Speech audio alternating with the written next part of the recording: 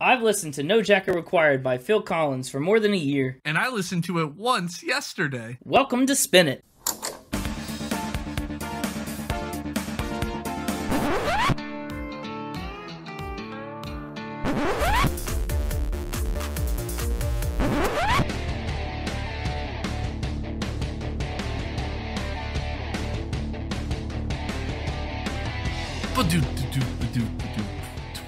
Hi everybody, and welcome back to Spin It, the record ranking podcast for people who would rather be listening to music. I'm James. The drum machine that you heard at the beginning there was Connor. It was me. That's right. We are doing a Phil Collins episode. Wait, what? Phil Collins. Was that not the drum beat you were doing from In the Air Tonight? No, it was. That was just a coincidence. You just made up some notes? No, that was the drum solo to In the Air Tonight. I didn't realize we were doing an episode. It was coincidental. I constantly go around doing that drum beat. Yeah, that's as you should. The sad part about it is In the Air Tonight is not on No Jacket Required, the album. You monster. I know. I had a hard time picking between Face Value and No Jacket Required for this episode, just like I had trouble last week with Halsey, but I landed on No Jacket Required because I think overall there's more, like a greater quantity of bigger songs, you know? So despite not having the Juggernaut track In the Air Tonight, I mean, we're gonna get great tracks like Cesudio and I Don't Want to Know and Why Doesn't Anybody Stay Together Anymore and Inside Out. Lots of good ones. My biggest complaint is that we're not doing the Brother Bear soundtrack. The Brother Bear soundtrack is good. It is. And so is the Tarzan soundtrack. The problem is... Tell everybody I'm on my way. Not on this podcast, though. Well, this podcast is on its way. They're not on their way to this podcast. They're instead going to the river. Fish. Brother Bear is not listening to this podcast. Sorry to say. Anyway, Phil Collins. Let's talk about Phil Collins. This is someone that you already know. Oh, quite well. Yeah, quite well. And so I wanted to give you more again. We're still pulling our way out of the slump for you, right? The slump with a capital S. I think you're just trying to butter me up right before I turn in my punch cards so that I'll maybe pick something more agreeable to you. That is maybe possible as well. So how much Phil Collins do you know? I would say he's the most listened to person we've done since Billy Joel. Oh, wow. Episode 1. This is your most familiar artist since episode 1. Correct. So on this 11-track album, how many did you know? I think probably all of them. You think probably all of them? If you just said name every Phil Collins song you could, some of them I might not have named, but that's just because I'm bad at names, but I recognized every song. Well, cool. Then, I mean, I guess it helps that you're coming in familiar to this one, but it's also your first time listening to the album cover to cover. Another one of those kind of episodes, which we don't get very often. It's fun to do one every once in a while, though. That's right. Let's talk about Phil Collins. Phil Collins was born in 1951. He's currently 71 years old. And Phil has double dipped, kinda, on super successful music careers. He started off as the drummer for Genesis in 1970, and then after Peter Gabriel's departure in 1975, he also took over the lead vocals. He last acted as Genesis's drummer in 2007, but he continued on as their vocalist past then.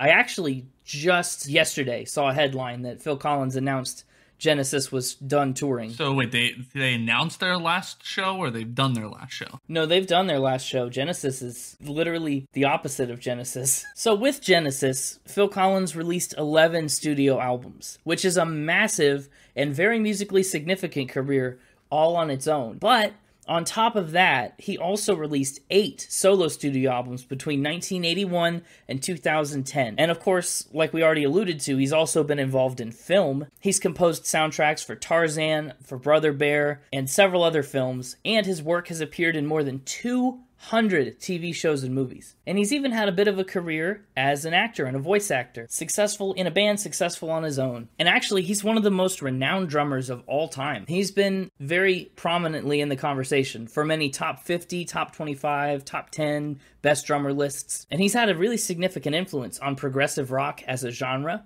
But beyond that, he's also had personal influences on many, many musicians, including people like Taylor Hawkins from the Foo Fighters, rest in peace, Matt Mingus from Dance Gavin Dance, Dream Theater's Mike Portnoy, Neil Peart from Rush, said that Genesis' album Selling England by the Pound was, quote-unquote, an enduring masterpiece of drumming. So Phil Collins is no slouch. when it came to drums. And it shows, too. He was very well awarded. He's got 8 Grammys, 6 Brit Awards, 3 of them were for Best British Male Artist. He's got 2 Golden Globes. He's got an Oscar for You'll Be in My Heart. And he has a Disney Legend Award. He's the first artist we've talked about who has achieved the status of Disney Legend. Yeah, well, he's also a Spin It Legend. Should we give him the Spin It Legend Award? Yeah, he gets the Spin It Legend Award. We'll go ahead and wait for Phil Collins' agent to get back to us on which one he values more. Yeah, we've reached out for comment and have not yet heard back. And by reached out for comment, we mean we have not reached out for comment.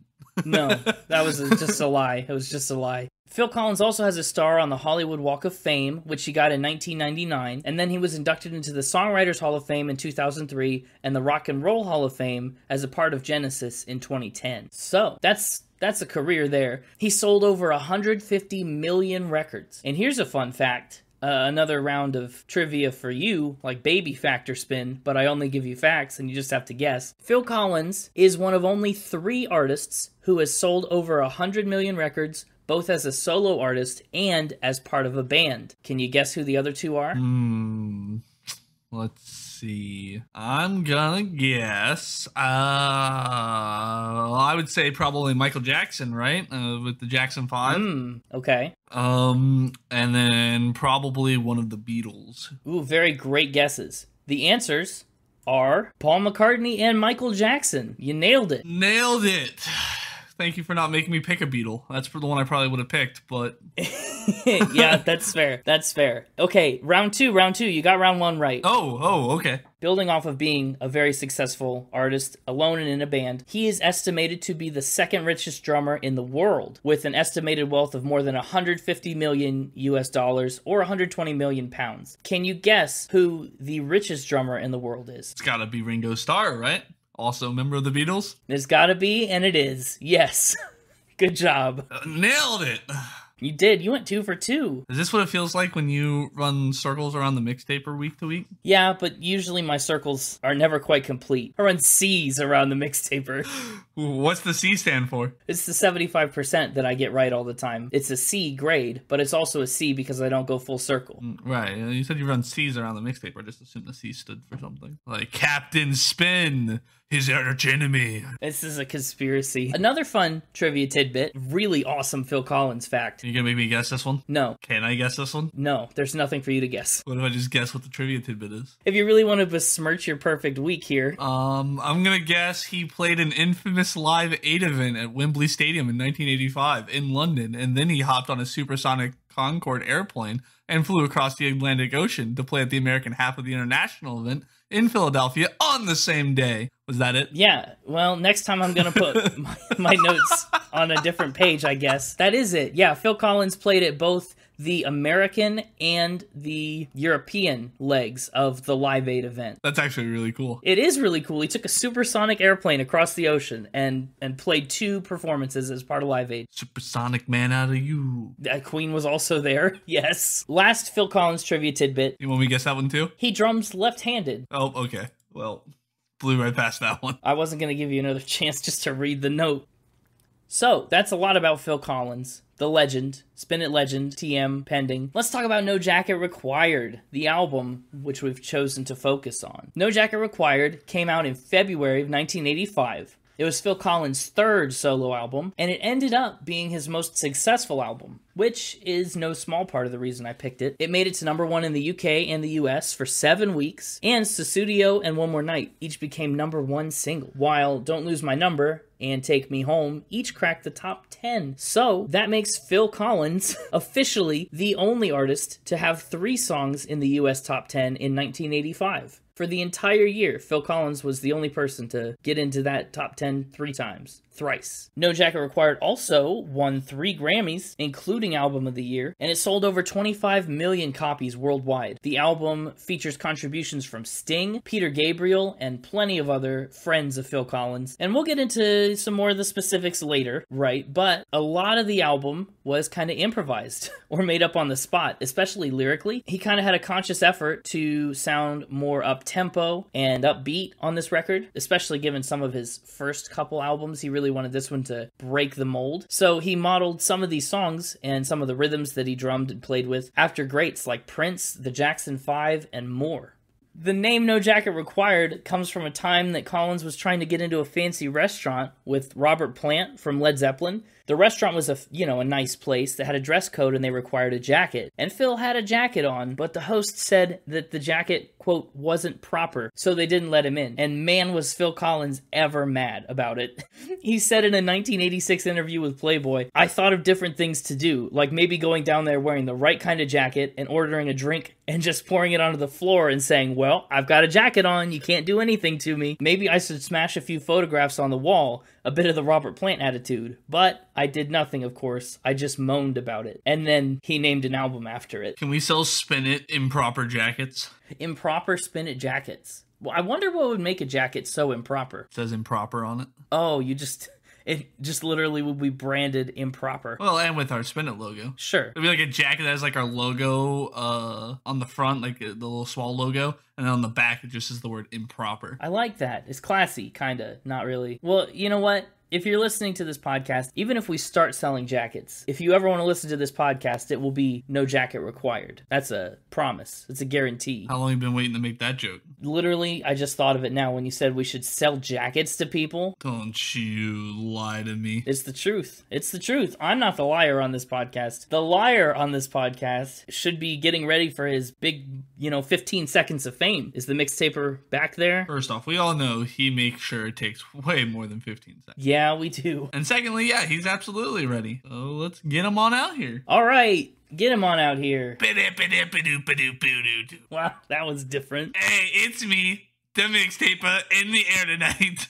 Imagine if Phil Collins sampled the mixtaper's voice and put him on drums so he could play exactly that. Hopefully, it'll be another tough week for you. But who's to say? You could turn me inside out. Listen, all I know is that no matter how well I do today, my loyal fan club out there, you'll be in my heart as I take James through this round of Factor Spin. Yeah, you got a long, long way to go, though. Listen, you're going to be able to outmaneuver me at every point on this song referencing, so let's just cut right to the first fact. Who said I would? All right, now.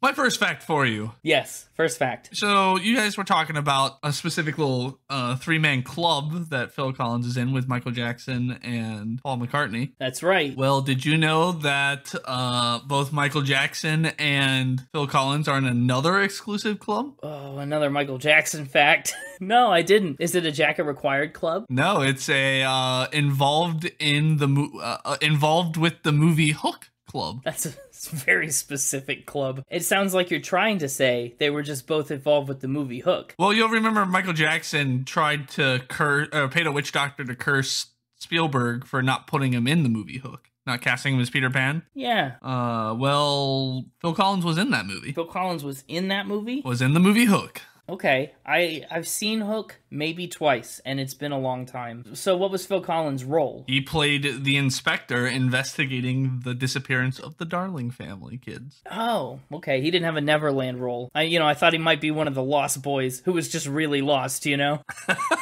Okay, so he's the inspector. How many lines does the inspector have? How long is he on screen? He's in one scene that I'm aware of. Maybe more. But there's one notable scene that he's in that I'm aware of. Yes. Yeah, okay. I've also only seen the movie like once a long, long time ago. Fair. Was this just a part of his normal acting gigs, or was it something he specifically sought out? Yeah, he's been an actor since he was a child. He got started as a child actor. Cool. Well, do you have any other information about the fact? Not particularly about... Okay, well, if you're ready to wrap it up, then I'm ready to say... I think this is a fact. I think it's true. Think he's in Hook? I don't see why he wouldn't be. Well, he is. There's a link to the clip.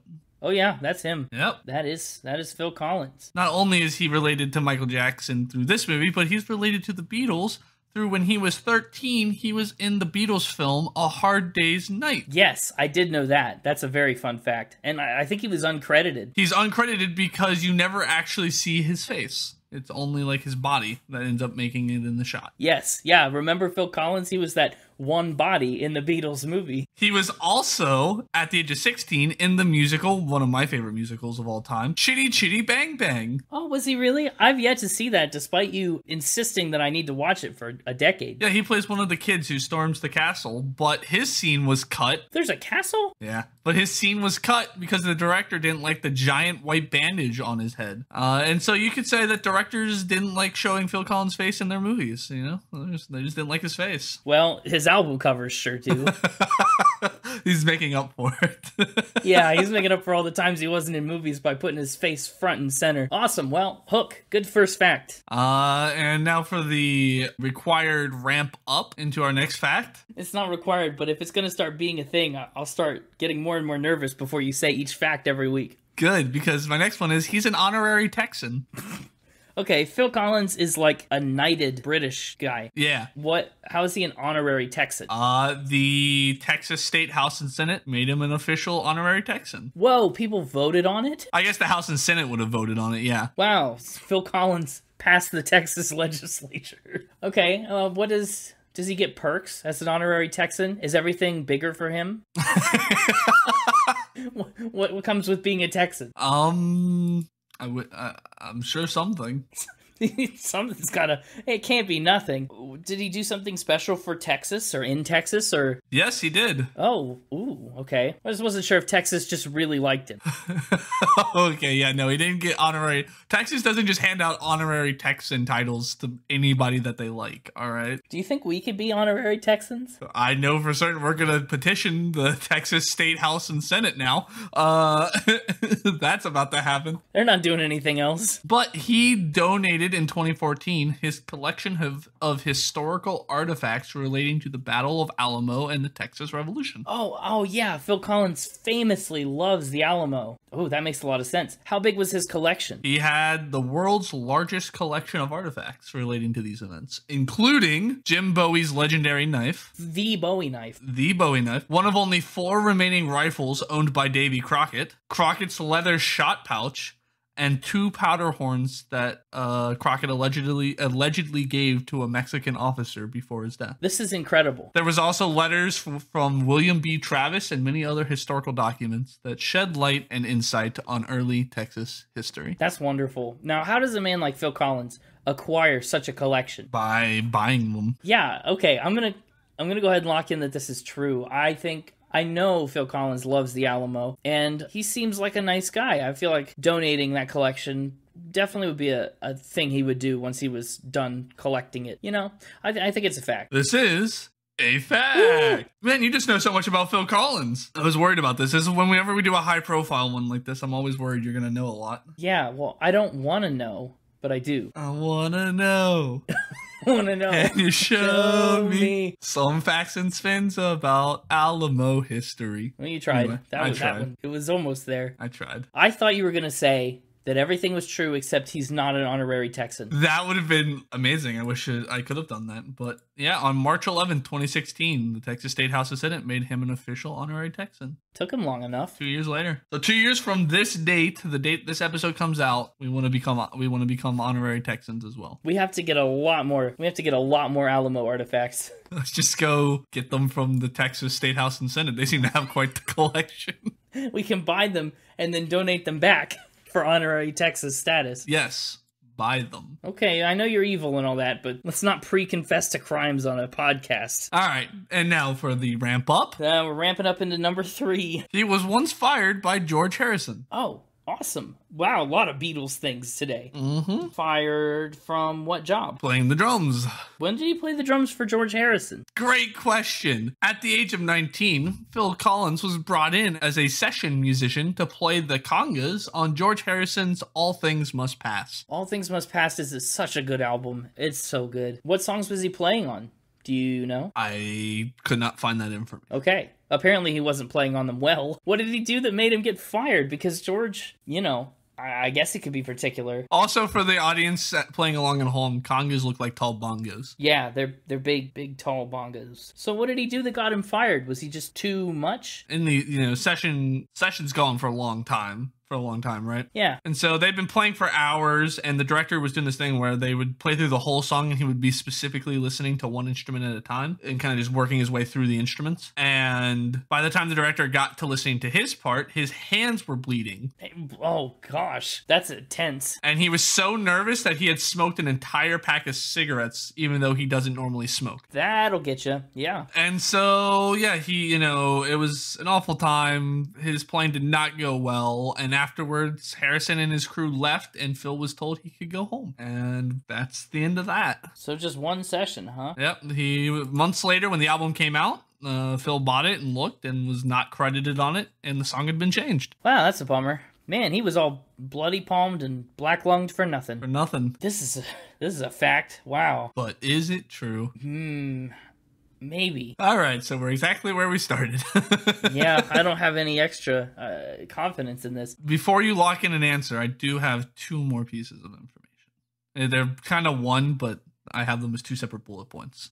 So I said two. That must be separate, yes. Years later, after this happened, Phil ran into George and brought up the experience. George remembered having a conga player fired during a session and could not believe that it was Phil Collins, right? At this point, Phil was famous. Yeah. And so George dug up, or I assume had somebody dig up and sent Phil the tape recording from that session where you can hear the congas come in playing way too loud and awful, and then followed up with George asking them to replace the conga player, like confirming that he was fired. Sent it to Phil Collins. Could you imagine that? I can imagine. Imagine how humbled would you be after all these years of being mad about being fired to actually get the recording and hear how bad you were. Yeah, that's fair. Anyway, that's all I had for you. Oh boy, this is perplexing. I'm gonna have to say this one's a spin. Go with spin. Yes, I love the Beatles and George, and I love All Things Must Pass, and I don't know that I would have come across this fact, but it feels like a surprising crossing of paths. You know what I mean? So I'm gonna have to take a spin on this. This is a fact. Oh, well, I'm glad I got to learn this cool fact. Wow. Yeah, Phil Collins was on this original session recording for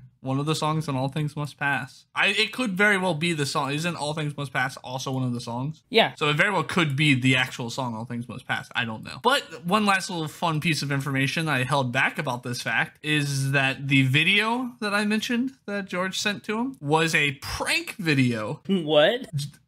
George hired an entire band and recording studio to replay the song and have the congas come in super loud and obnoxious and send it to Phil to prank him. Be like, oh, look, this was totally you. That's incredible. Wow. Well, that would have definitely, that would have made the fact sound even more fake. However, that would definitely almost make me believe it more. Because I don't know, 1970 is not very far away from Phil's actual professional drumming career. So I can't think he'd be that bad of a drummer. When he told Phil Collins that it was a prank video, Phil couldn't believe it. He was like, oh man, I really thought that was me. Like I regretted that performance, like he was blown away. Yeah. Just imagine hiring an entire band and renting out a recording studio just to play one of your own songs badly so you can send it to your friend as a prank. I'd do it.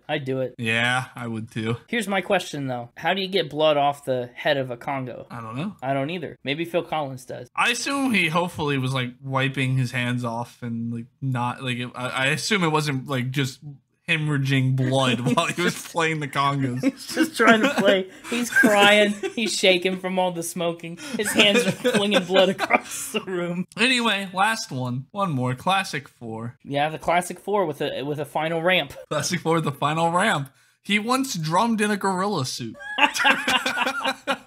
Why does everyone wear costumes? Randy Travis, the snowman's walking around. Flippin' Stevie Ray Vaughan is Hulk Hogan at Halloween. Now we've got Phil Collins in a gorilla suit. Okay, so my first assumption, correct me if I'm wrong, is that this is Tarzan related. No. No? You're wrong. Be corrected. Why? Why did he drum in a gorilla suit? It was for a commercial. This again. What kind of commercial? What was he selling in a gorilla suit? Was he selling gorilla suits? I wish. That would be a great commercial. It was for Cadbury Chocolate. Okay, yeah. Cadbury Chocolate in 2007 released an ad of a gorilla drumming to the opening of In the Air Tonight. Oh.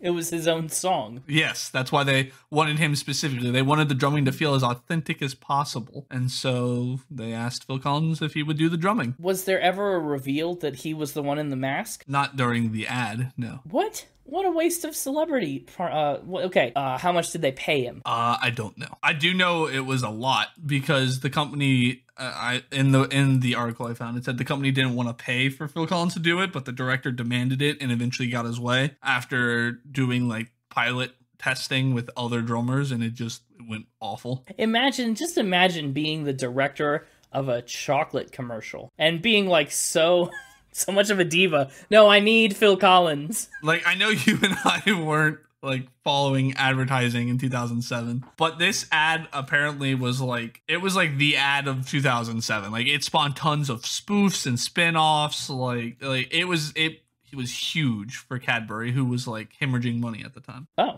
Because it was right after like a salmonella issue or something where they had to recall a bunch of their chocolate. Sure. So Phil Collins, the gorilla, can bring it back. Listen, you can feel that Cadbury chocolate coming in the air tonight. You can feel salmonella coming in the air tonight.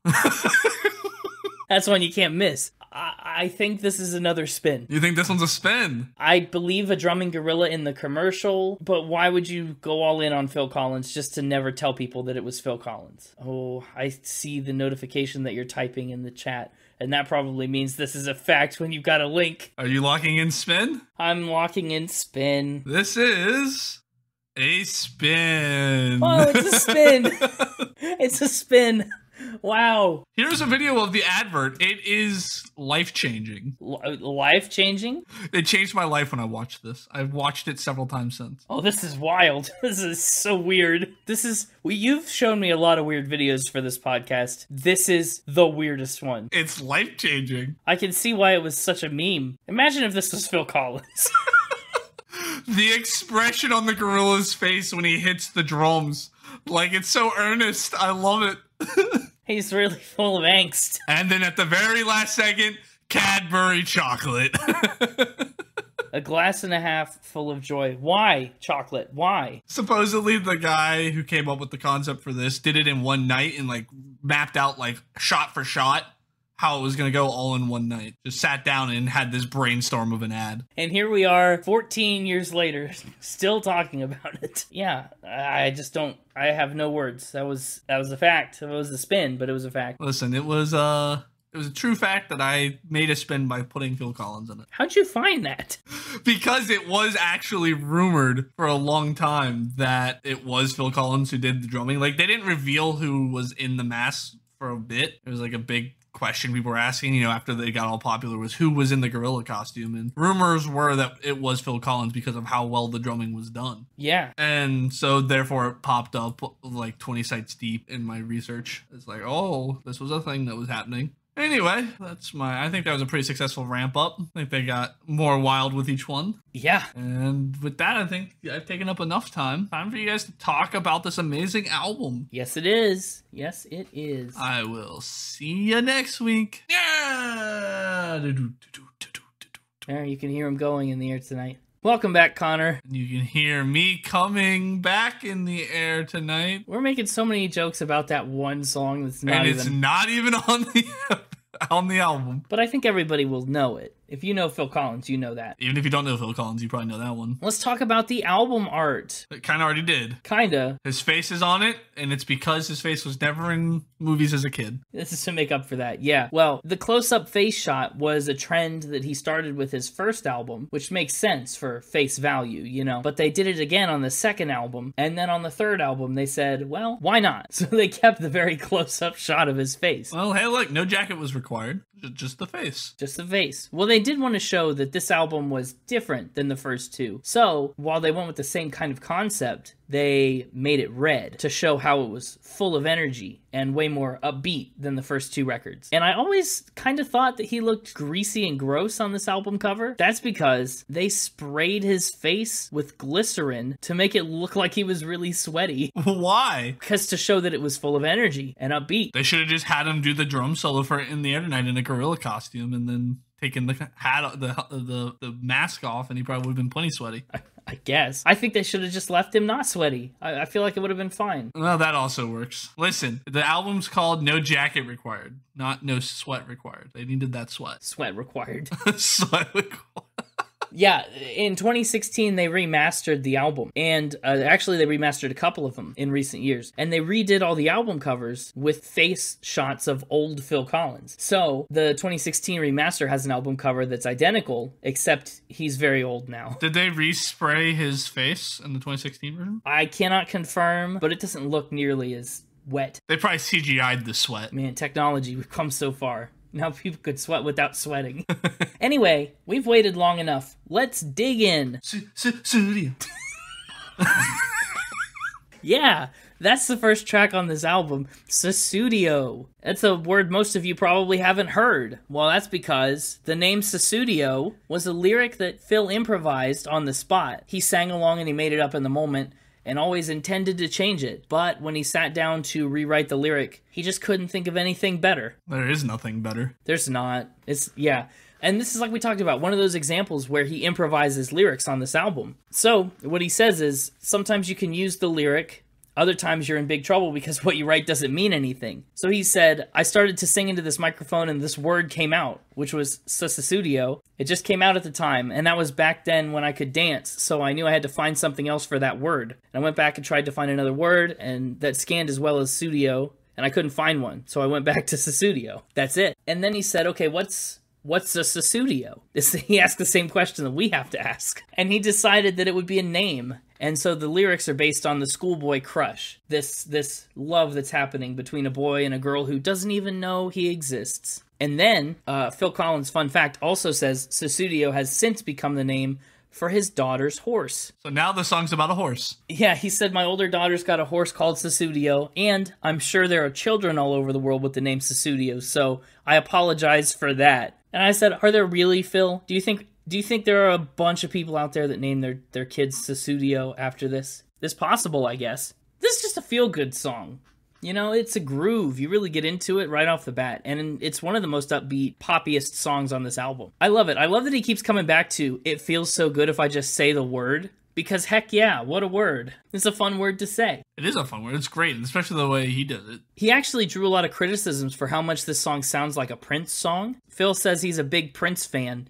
And he even admitted that other versions of the song used to sound a lot more like Prince. And so he de-Princified it a little bit to get to where it was then on the album. And even then, it's very Prince. But that's pretty much Cesudio. Well worth your listen. Cesudio. And with that, I guess we should talk about Only You Know and I Know. Track 2. Listen, I know that you know, and I know, but so we can make sure the audience knows, let's actually talk about it. Right. Yeah, we can't have Only You Know and I Know about Only You Know and I Know. We know, and they know, we all know. Cesudio. All right, this one has some great drums. I mean, Cesudio's got good drumming too, but Only You Know and I Know is chef's kiss drumming.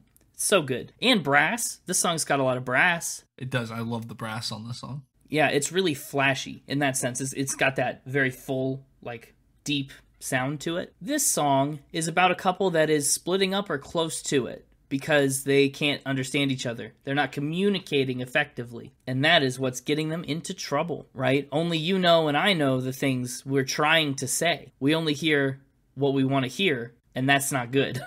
That's causing a lot of conflict and stress in the relationship. Yeah, like you said, the brass really speaks to me on this song. What's it say? It says, Cesudio. That can't be a running joke for the episode. Too late. I want to point out 2 lyrics that I think are really great in this song. The first is, when I ask you what you see in me, you say our love is blind. That one's a great lyric because, like, you're trying to communicate, trying to figure out, okay, what's worth saving about this relationship? And then your significant other just responds with, well, our love is blind. Like, I don't know what I see in you, you know? I love you because... And then the other one is in the second verse where he says, whenever I think I know you better than I know myself, I pour my heart out to you and you just say, okay, what else? That really illustrates the difference in attitude between these 2 individuals and really where the disconnect is. I actually really like the one in verse 3 that is, remember it's not good enough telling me the way it was yesterday. That's true. Yeah, they're trying to build this It seems like one person wants the relationship to stay the way it has been, and the other person's trying to... It's not good enough to talk about how good it was in the past. I need to know what's good about it now. Yes.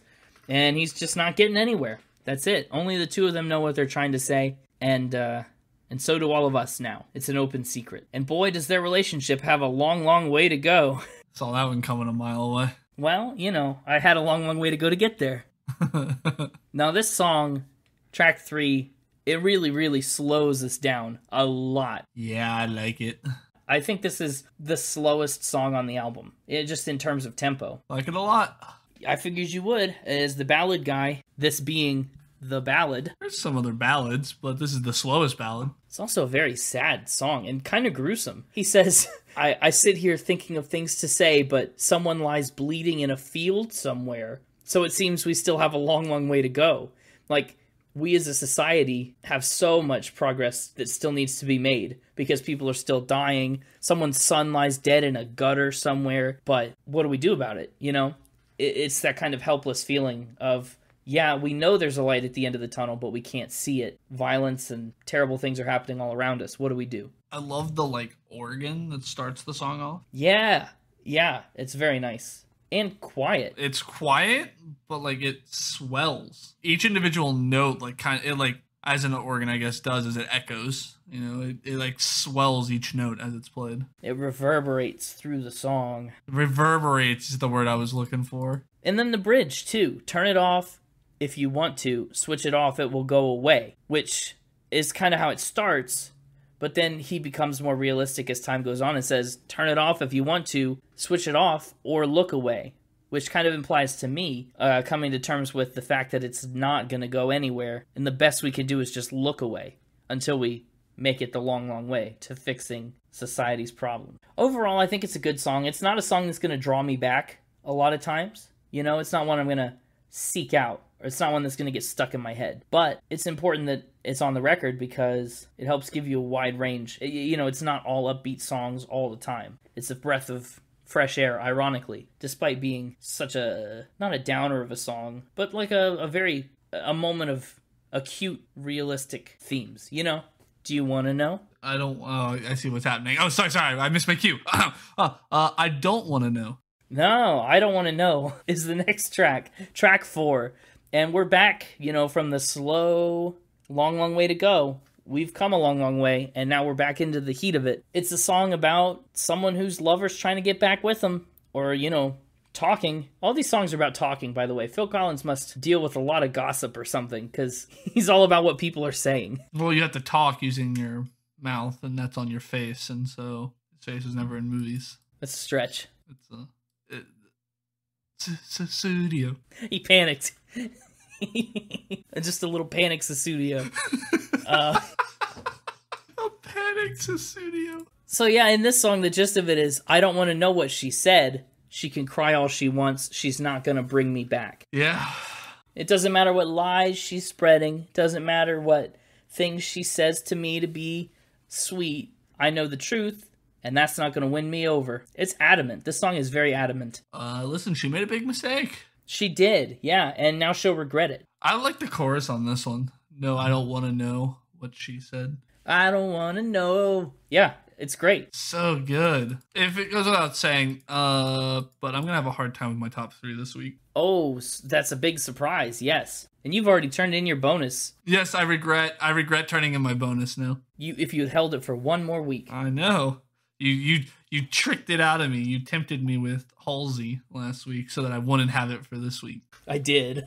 No, there's one thing I love about Phil Collins, a lot of these songs in particular that I Don't Want to Know illustrates, and that's the way that he just goes to town on a note, right? His choruses really have a way of launching themselves off of the phrase. I don't want to know. Like, that one's big. Just say the word. In Cesudio, he really just leans. Yeah, and the music does a good job supporting it. He never feels just out there on a limb by himself when he's hitting those big moments. The music's always right there, elevating him. It's very well constructed in that regard. The next song, track number 5, is One More Night. When he wrote this one, He said, I had a tempo in mind. I was thinking of one of the Jackson songs, actually, when I strung a chorus on it. The line One More Night just fit what I was playing. The rest of the song was written pretty quickly. So this song is kind of based after the Jacksons. One more night.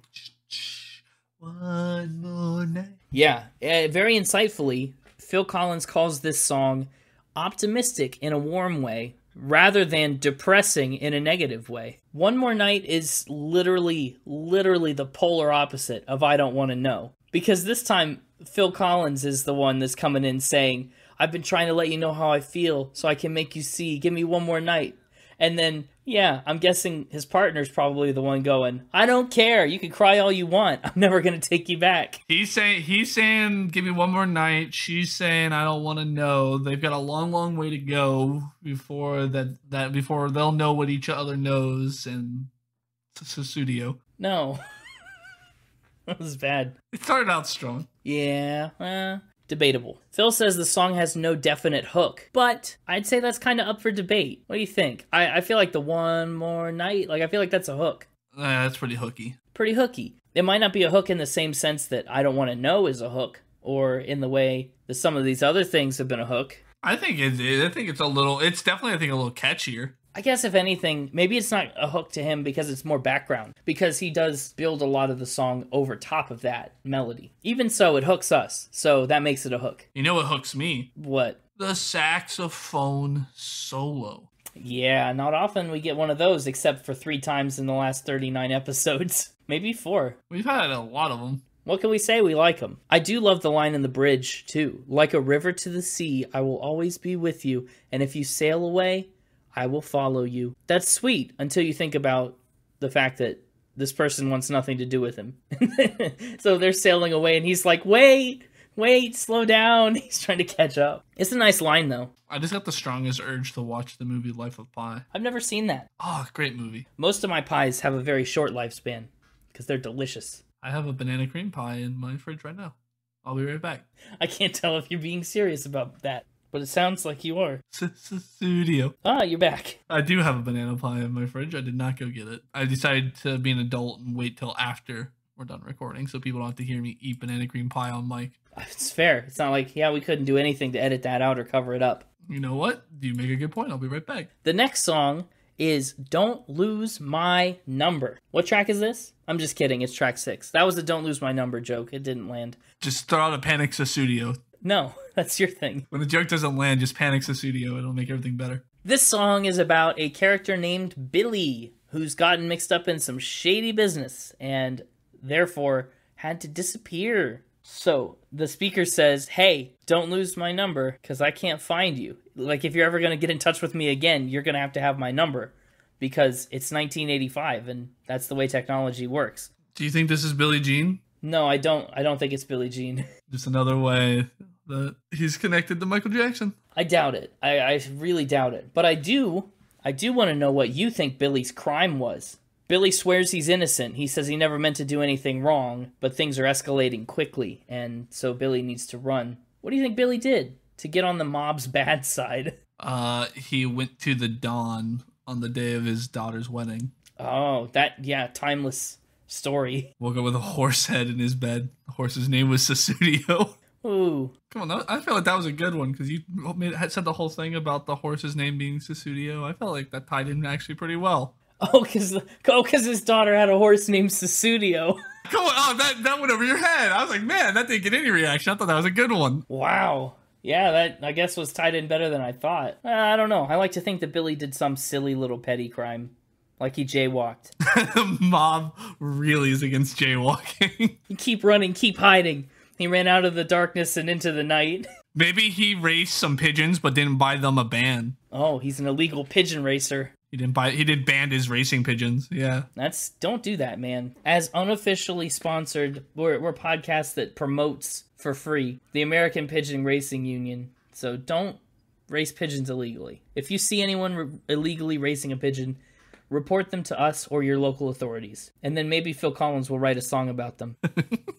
Who said that I would talk about that song? Yeah, the next song is Who Said I Would. This song was not a single from the album, but it did peak at number 73 on the Hot 100 chart. Does that happen often where a song that wasn't even a single makes it in the top 100? Well, it got released as a single later. Like, it wasn't a promotional single for the album, but they put it out later for other reasons, and then that's when it took off. It's yet another struggling relationship song, but unlike the other songs where he wants her back or she wants him back, this is one where they're both kind of stonewalling each other. The Cold War of want backs. A little bit, yeah. He says, "You're gonna miss me when I'm gone," like Anna Kendrick in the Cup song. You're gonna miss me when I'm gone. Cesudio. Whoa. Who said I'd miss you? Where'd you get that misconception? I'm not gonna miss you. Get out of here. Get out of here with your cups. Phil Collins picks up his cups and walks away dejectedly. Hands bleeding from playing them for too long. Bleeding from playing the cups so much. Oh, man. And he likes to, I like how he tries to take ownership of this, right? He says, yeah, you're gonna miss me. And she says, screw you. But then he kind of tries to reel it back in and say, like, oh, well, I could never own her. And I know you'll still come back whenever you want me. But joke's on you. I only like you for your body. Oh. Like, he tries to make it a sick burn. Get wrecked. But really, he's the one that's, like, just been told that she does not care about him. Yeah, it's like when you ask a girl out to prom and she says no, and then you're like, good, I didn't want to go with you anyways. It's a little whine, yeah, a little temper tantrum. It's such a catchy song. I watched a video of him performing this live. I think the official music video is just a live performance of this. Really? Yeah, it's very good, even live. And not a lot of songs can be that good live, but this is one that he performs well. Now, the next question is, why doesn't anybody stay together anymore? Sex, drugs, and rock and roll. Maybe. I don't know. A lot of people speculated that Doesn't Anybody Stay Together Anymore was a song that Phil Collins wrote autobiographically about his divorce and his ex-wives and stuff. But he said all of his friends were breaking up with their partners. He says, contrary to what people might think, I tried very hard to work things out with the women who left me. I never took it lying down. He says he and his band just had a conversation one day about all the people they knew that were going through breakups and divorces. Apparently, at the time, it amounted to more than 24. I don't know if that's 24 different divorces or 12 different divorces of people that they knew both parties. I'm going to go 24. I'm going with 24. Yeah, it's a lot of people. Why don't they stay together anymore? Ding, ding, ding. Best line on the album. Ding, ding. Oh, you found a best line? I think so. I really like the line. Okay, what's your submission for best line on the album? For me, it was in verse 2, your heart's on your sleeve, but your sleeve is rolled up. Okay. All right, well, man, you didn't have to just completely... No, it's good. It's good.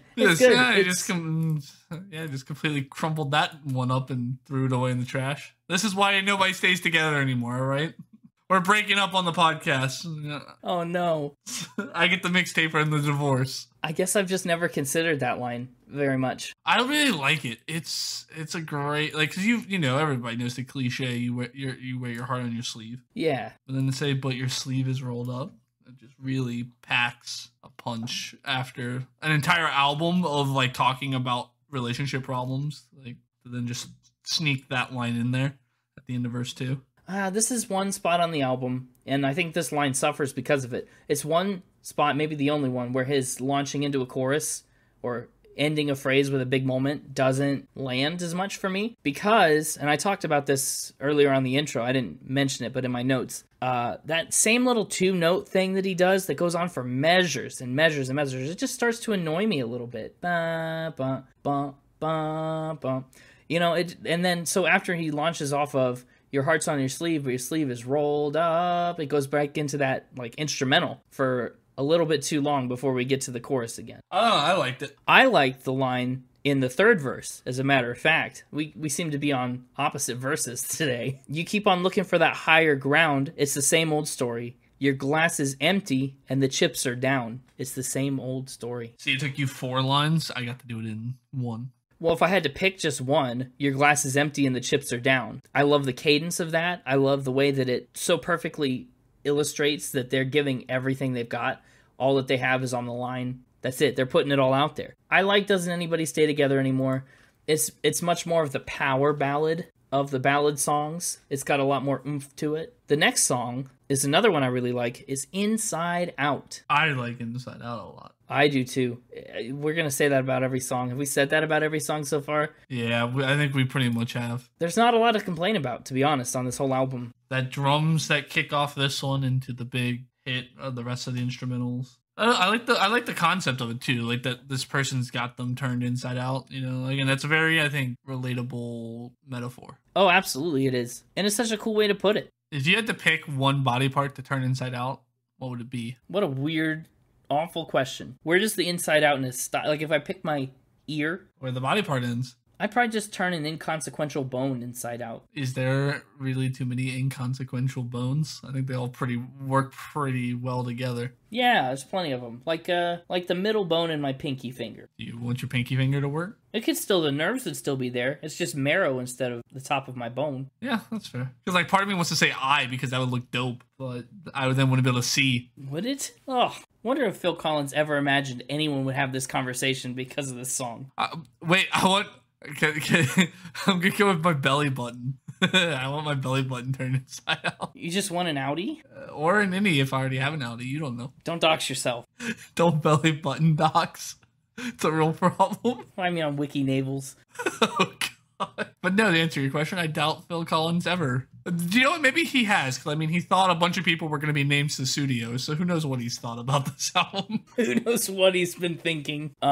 Inside Out, everybody's telling Phil how to be and what to do, but he's sick of it. He's not going to let people turn him inside out anymore. No innies or outie transformations for him. Yeah, I won't lose all the sight of things I'm looking for, he says, like a belly button. The next song and the penultimate track on this record is Take Me Home. Apparently, Take Me Home is one of the album's bigger, or I guess more enduring hits, even though it's not necessarily my favorite. I don't think Take Me Home is my favorite, but I feel like it has some of the strongest magnetism, though, out of all of these songs. Looking at this track list, Take Me Home is the one that just draws me the deepest into itself. You get sucked in. You know? It's very atmospheric, very large. I will give it credit for you finding a new way to play with the drums on this album. Again, it's another one of those songs that in the stereo mix, he has the drums ping pong around it. Like as they, you know, because the song starts with the drums kind of like going down. I don't want to say down the scale, but you know, like they kind of go down the octave of the beat. Yeah. And as it goes, it also kind of runs from left ear to right ear. Yeah. It's a fun way to shake up the drums on an album already known for its drums. It's so fun to see how he incorporates drums into his songs. What I will say about this song is it's often interpreted incorrectly. You may think the song Take Me Home is about Phil Collins wanting to go home. This is not the case. He actually wants to go on vacation. No, it's not exactly the opposite of that. It's One Flew Over the Cuckoo's Nest, where the speaker is a patient in a mental facility and wants to go home. It's about being released and coming back to real life. And the music video for the song is actually Collins visiting his own home, which is why people got so thrown off. I like this song a lot. I wouldn't have called it one of the bigger songs. Well, that's why I said it's one of the most enduring. It's one people listen to a lot. In a spot where I didn't have to be selective, I might have picked this, but I also could say that about every song on this album. It's great. It is. Yeah, it's great. I feel like that's all we've pretty much said about a lot of these songs, but I mean, what else is there to say? Yeah, I know. It's not a song where it's not an album where there's a couple of songs we can really like nitpick. It's just a great album. Yeah, and it's not an album, too, where, forgive me, I feel like his lyrics are good and strong and fun, but he's not really going too deep. You know what I mean? I don't think he's going for deep, though. No, he's not. And because he went for deep in his first couple albums, and this is supposed to be very intentionally a departure. We said hello to his old format, and he said goodbye. Yeah, he did. We said hello, goodbye. That's the last song. The first minute and 15 seconds of this last song. I love the first minute and 15 seconds, and I wish that was the whole song. You wish it was the whole song? It's a standalone instrumental part. I mean, I don't want just the minute and 15 seconds to be the song. Like, I wanted the whole song to be in that style. Oh, yeah, well, that would be okay. Like, I wanted him to build off of that rather than that end and then the rest of the song kind of kick in. Due to the fact that it's got such a long instrumental, the rest of the song is comparatively short, especially lyrically. And basically, it's this idea of saying hello to the new things and goodbye to the old. Life changes, and that's just a thing we have to learn to deal with and accept. It's about silver linings. It's a good song to end the album with. Yeah, it is. As you're saying goodbye to the album, Phil Collins is saying, we said goodbye to a dear old friend. I love the chorus. It's so motivational and so inspiring. And it's a chorus like this that really, I guess, reminds me, it's very reminiscent, even though it came after this album, of like the Tarzan soundtrack. Phil Collins is showing this knack for writing songs like he would do on the soundtracks right here. Turn your head and don't look back. Set your sails for a new horizon, right? It's very optimistic and inspirational. Tell everyone I'm on my way and that I'll be in your heart. Exactly. And then I'm going to trash the camp. Well, it's, yeah, different, but yeah. Say goodbye to the camp. Say hello to, not the camp, to the jungle. Welcome to the jungle. We got fun and games. We got Cesudio. I think someone else might have said most of that. It's nice. It's a little bit cliche, right? This home is in your heart. You know, he kind of doesn't bother to find new ways to say some of this, but that's okay. I think he's just telling it to you straight, giving it to you like it is. And now we're going to give it you our final spin like it is.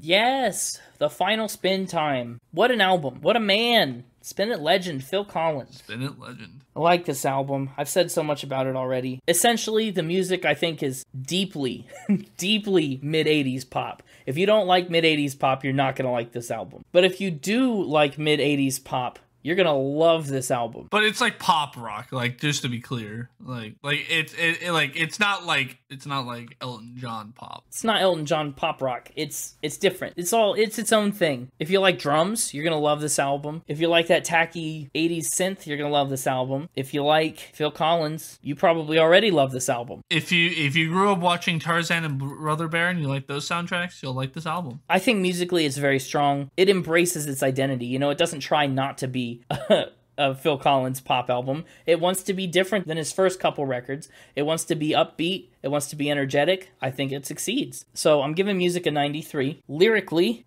we just talked about the lyrics. You know, we've just covered that. It doesn't beat around the bush. It's not high and lofty and metaphorical, but it's also not inaccessible. I think lyrically, it shoots right down the middle. I'm giving it an 85. Instruments and production, admittedly, I mostly listen to the remastered version. So the production may be a little not what it's meant to be. But instrumentation, awesome. The drums, and more than just the way that he plays the drums, the way that he arranges the drums and uses them is phenomenal. And so many of these songs build well. It's like you talked about, when he launches his vocal into a chorus or off the end of a phrase, the music is swelling and it's always right there with him. He's never left out to dry, right? So I'm giving instruments and production an 88. An overall vibe, this album is real good. It's very fun to listen to. Nothing really seems out of place to me. Is there any moment that you were like pulled out of this album where you were like, oh, that doesn't sound like it belonged here?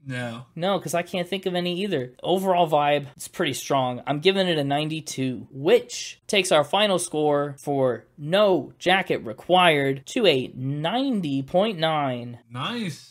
Broke 90s. Where's that? Put it on the list. A 90.9 makes it currently number 64. Ooh, did not quite break top 50s. No, not quite. That, you know, still good. No, it's still great. It just didn't, correct me if I'm wrong, Halsey broke top 50. Yeah, Halsey did. So you thought Halsey's was better than this? It just, you know, it depends on the metrics you're using. My metrics are consistent for each album, and, you know, some things are stronger on Phil Collins than Halsey. And that's just the way that it goes, you know? Especially, Phil got a higher score in instruments and production. You know, it just depends on what you're trying to analyze by. How about you? Have you figured out a top 3? I think I have. Oh, I'm so excited to hear this. Making you pick a top 3 from this 11, from an artist that you know as well as you know Phil Collins, feels a little bit mean. Feels a little bit like I'm torturing you. It was torture. But I can't imagine I get you to let me pick all 11. So, nope. You know, you let me have an extra one to use in the future at any random time one time, right? So now I want to do the opposite. I want you to let me borrow one from a future episode. I'll tell you what, I'll let you borrow as many as you want for this album, but you can only take one from each episode. Ooh. So if you want to take all 11, you'll be borrowing an extra 6. So therefore, in 6 future episodes, I can only pick 2. The next 6 future episodes, you have to borrow. Oh, it has to be the next 6. So if I borrow just one, next episode I'm only allowed 2. Yes, if you borrow, whatever you borrow, you have to take from the next episode immediately. All right, I'm just gonna borrow 1 then. I can't be down for the next 7 episodes. That was a fun twist, though. We should keep that in mind going forward. My 4 top 3s plus my honorable mention in album order: Cesudio. Thank goodness. If that wasn't the first word out of your mouth, I was gonna be really surprised and annoyed. You really would have rolled up the sleeve over your heart on that one. We got Long, Long Way to Go. We got I Don't Want to Know. We got One More Night. And we have Inside Out. Okay. One of those is honorable mention. I'm not sure which. That hardly seems fair. And then one of them is my bonus. Honorable mention is already a way for you to pick 4 in your top 3. It's literally the only reason it exists. Listen, again, I set the precedent very early. It was your fault you didn't stop me. I know, I should have known better. But overall, yeah, like I said, great album. Love it. I'm a big Phil Collins fan. Been listening to Phil Collins for years. I think we should, I want people who listen to this to let us know on social media or like YouTube comments if you're there. But I think it'd be really fun to do a Spin It live where we listen to the Brother Bear soundtrack and rate it live. Fantastic. Yeah, that's I guess on the table. So let us know if anything like that, whether it's Brother Bear or not, is of interest to you, audience. And I'm going to give this one an unsurprising 9 Panic Cesudios out of 10. That's very good. We haven't had a 9 for you in a bit. No, we have not. The last 9 would have been episode 32 with Apocalypse Whenever, which, to be fair, is only 6 episodes old, but it feels like it's been a long time. But this one's gonna, I'm sorry, my girl, but this one's bumping Dua Lipa out of the number 2 spot. Whoa! And going in right below Billy Joel. What a shock! I didn't expect that. Oh, wow. Yeah, I'm a big Phil Collins fan. Love Phil Collins. That actually blew my mind. Much like how I said Billy Joel was going in at the top of the 9s, basically a perfect 10, as close as you could get, and that nothing was going to be able to dethrone it, probably. This is another one of those ones that it has to go towards the top of my list. This is an album that if you hadn't picked is something I would have picked myself. I can't believe but you like Dua Lipa so much. I did, and Dua Lipa is still my favorite episode because it's my favorite one that we've done because I didn't expect to like it as much as I did. Like it was the biggest shock factor. Sure, but the nostalgia and just the weight that Phil Collins has going for him of my loyalty, he goes in at number 2. The weight of my loyalty. Stronger than my allegiance to Dua Lipa. Stronger than my fan club membership. Presidency, even. Okay, so on the playlist, it's clear to me Cesudio has to go on the playlist. Cesudio. Where do you think our second pick should go? What are you thinking? I'm leaning towards I Don't Want to Know or Inside Out. I think we gotta go I Don't Want to Know. I agree. I think that's fine with me. Well, perfect. Those will be our playlist picks. All right, well, that's gonna bring us to a close on another episode of Spin It, the record ranking podcast for people who would rather be listening to music. That's what you've been listening to. If you didn't know already, that's where we are. Next week, we're doing something super exciting. I don't know if you know, the Grammys are coming up. The Grammys were postponed for this coming week. And so we are going to do an album next week that will be the winner of Album of the Year. Whichever album wins Album of the Year, that's what we'll be talking about next week. You know it. And I have my suspicions. So yeah, let us know before Sunday who you think's gonna take it.